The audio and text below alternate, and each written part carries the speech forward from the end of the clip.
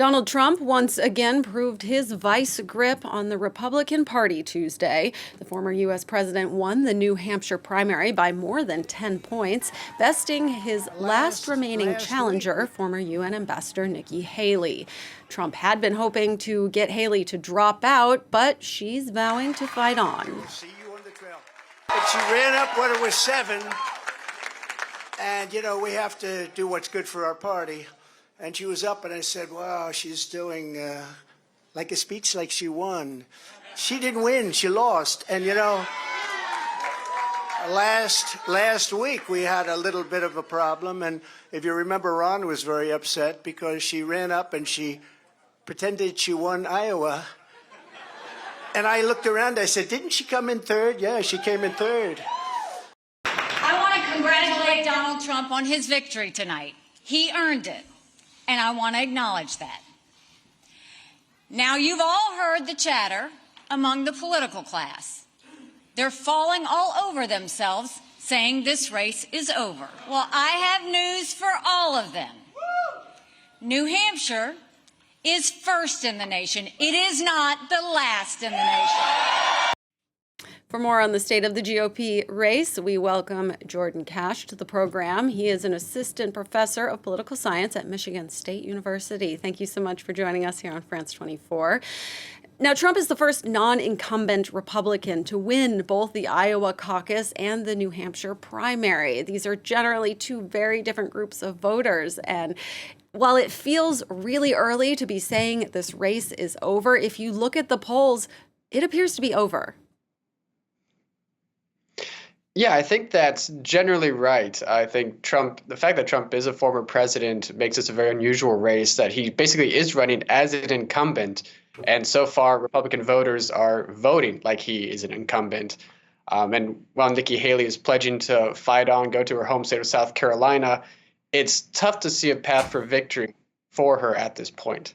So why do you think Haley is staying in? Well, it's hard to say. I think part of the reason is she feels that she needs to stay in at least through her home state. There's always the possibility that her favorite daughter status in South Carolina may create a surprising outcome. And if she can come close again, especially in a state like South Carolina, then perhaps she thinks she could extend the race a little further.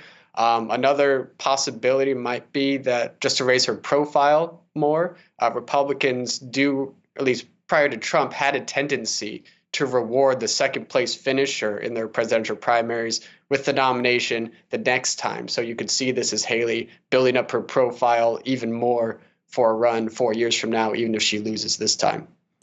Now we're just going to look forward a little bit and pretend that Trump has already locked this up. A poll released this week found that 59% of registered U.S. voters say they are, quote, not enthusiastic about a Trump-Biden rematch. But it looks like that's what the country is about to get. So what does that level of discontent signal to you as we look toward the general election in November? Well, it's hard to say at this point, but I think you could see two possibilities. One would be that the level of discontent goes on both sides. So you could see the Republicans being very enthused to get Biden out of office or the Democrats to get Trump out of office, but that kind of negative fuel to get out the vote efforts. What I think you're more likely to see is a lower turnout than you might otherwise expect in a presidential race like this, that both Democrats and Republicans end up staying home. Then the real question will be which base is more fired up, is less, we might say, depressed, and actually gets out to the polls in November. A really inspiring outlook for the country there. Now, just to make it clear to our viewers, the factors that help you win the Republican nomination are not necessarily what helps you appeal to a wider general electorate in the U.S. Republican nominating contests, you tend to need to be more conservative. So what are the challenges for Trump when he needs to appeal to more than his base in the general election?